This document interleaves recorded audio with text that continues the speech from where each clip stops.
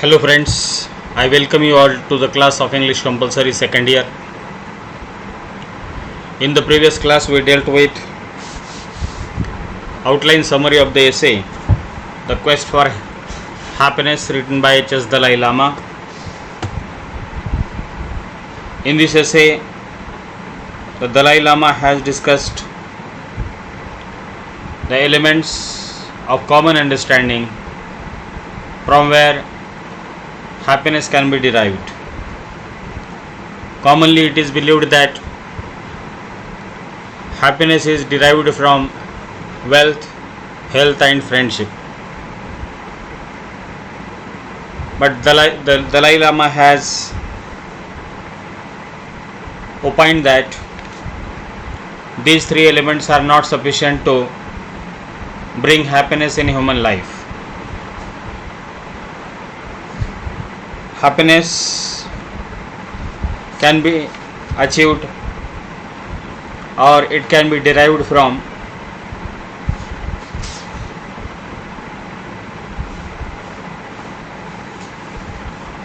peace of mind.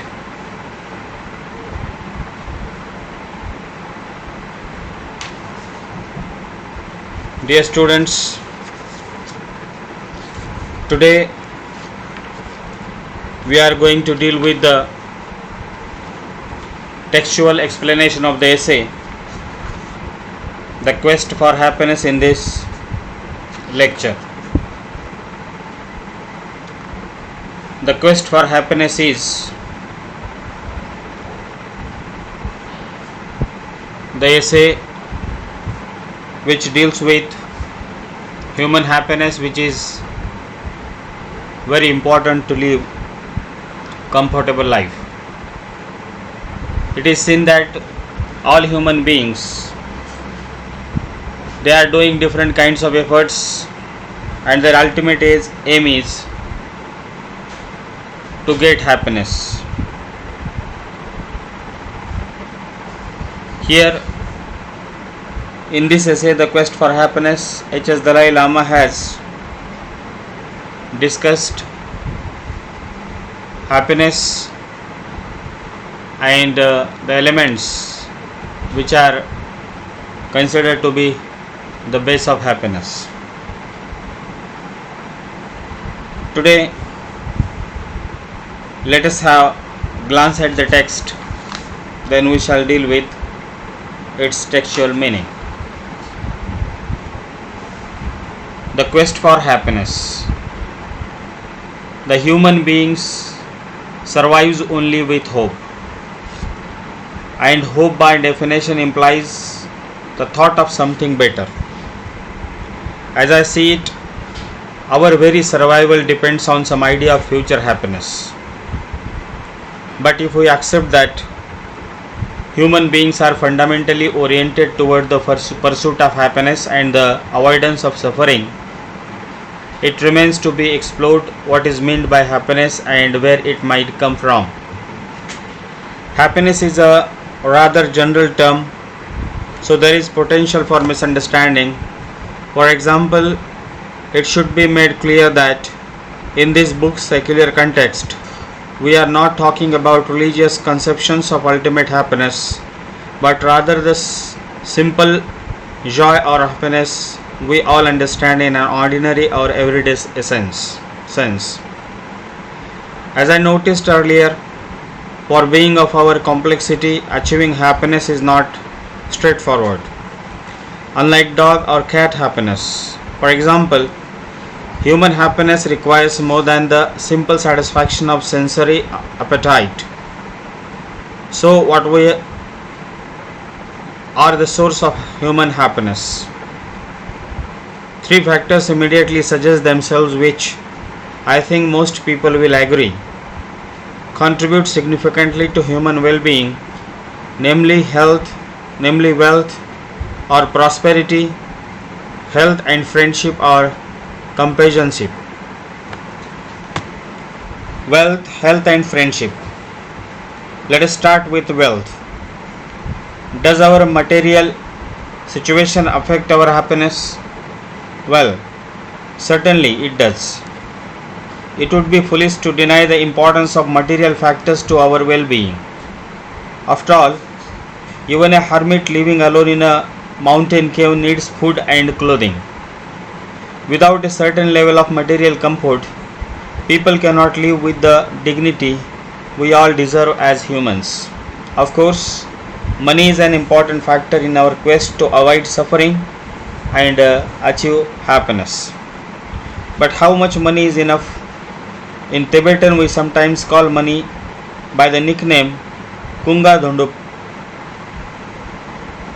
To Tibetan ears, this sounds like an ordinary personal name, but it means something like that which makes us all happy and can fulfill our wishes.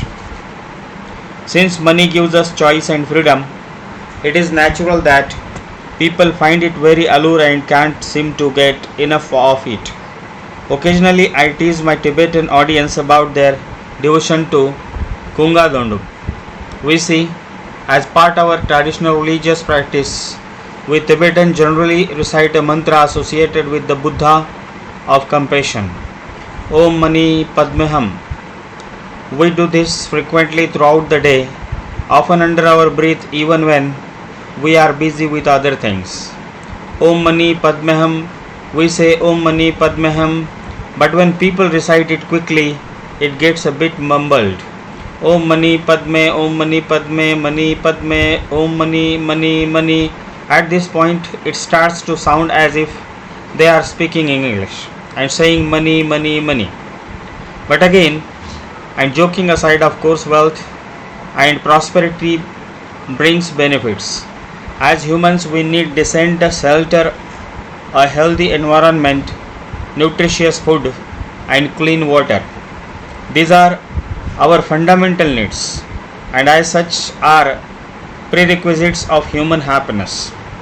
However, while the further benefits of wealth, a new house, a new car, a new telephone, perhaps many provide some temporary increase in our level of comfort or daily convenience, there is no guarantee that they will bring as lasting satisfaction or contribute to an overall sense of well-being.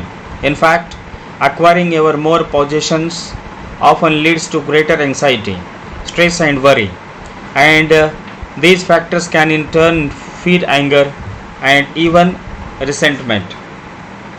Interestingly, evidence compiled by psychologists and social scientists in recent years suggests quite clearly that material acquisitions have only temporary effect on what they call mental flourishing. Such studies suggest that after the initial excitement of a new purchase has worn off, our level of happiness quickly returns to its previous level. In spoken Tibetan, we have an expression which captures this phenomenon quite well, and I do not know of how an exact equivalent in other languages. When a person is particularly drawn to the thrill of new acquisitions, we call that person asar taspo, very asar, where sar means new. The implication is that such a person is not just greedy but excitable and fickle, always running after the latest trend or the newest gadget. I think modern consumerist culture tends to encourage this kind of fickleness.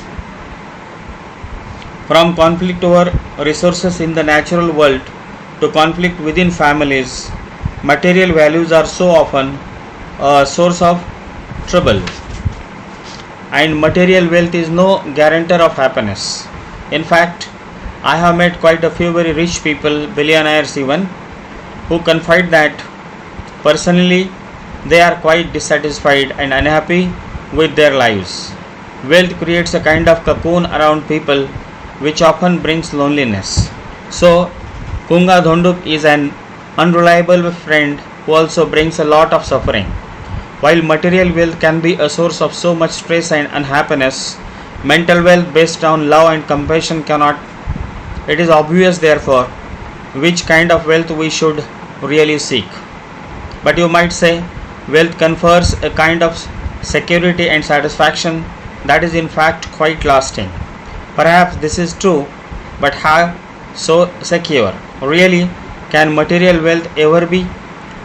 Periodic natural disasters remind us of how fragile the material security we feel actually is. Much more important than money, possessions, or status, therefore, is our inner or mental state of being. Members of a poor family will be happy if there is affection, kindness, and trust between them.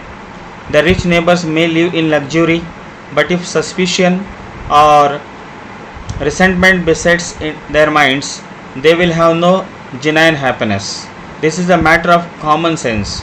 So ultimately, the mental level is the key of happiness. Recent social science research has shown not only that the mental benefits of wealth are temporary, but also that the general level of the contentment in a society is higher when wealth is more even distributed among the population than when there are large disparities between rich and poor. This again suggests that well-being cannot be measured in objective material terms but is dependent on a range of contextual factors which affect one's mental attitude towards or relationship to that wealth. So dear students, this is the first section of this essay which we have come across. It was the text. Now let us deal with the gist of each paragraph included in this section. While commenting on wealth, one of the three assumed resources of happiness, such as wealth, health, and friendship, the Dalai Lama accepts that with human beings, material factors affect happiness. He justifies this by stating that even a hermit living alone in a mountain needs food and clothes. So also a common man requires money to live a dignified human life. Therefore, it is believed that money is essential to live dignified human life. Further, he comments that money makes people happy and they can fulfill their wishes with the help of money. Further, he says that it also provides choices and freedom to human beings. Dalai Lama says that people are so preoccupied with money that even reciting a mantra, he gives an example of Tibetan mantra, Om Mani Padme Hum, where when the same mantra is being recited frequently, the word money seems to be English word money, M-O-N-E-Y. That means wealth. They mumble hurriedly, uttering the word money and making it sound like the English word M-O-N-E-Y, money.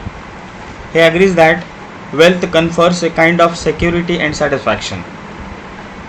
Perhaps, but questions as to how secure material wealth can ever be. He explains that wealth and prosperity are required to fulfill one's fundamental needs, which are prerequisites of human happiness. With the help of wealth, one can obtain all luxuries to raise one's level of comfort and convenience. But availability of these material factors cannot give guarantee of everlasting satisfaction or everlasting pleasure or everlasting happiness. On the contrary, he gives an example of a person who lives luxurious life, who has lot of wealth, but due to misunderstanding or due to the worry, stress, etc., he cannot have happiness though he has wealth. Further, he gives an example of the study. He says that research in psychology and social sciences has suggested that material acquisition only brings mental flourishing. Both disciplines, means social sciences and psychology, have found that excitement of a new purchase remains only for a while. To explain this, the Dalai Lama takes support of a Tibetan expression, Asartha Sapo, which means very new.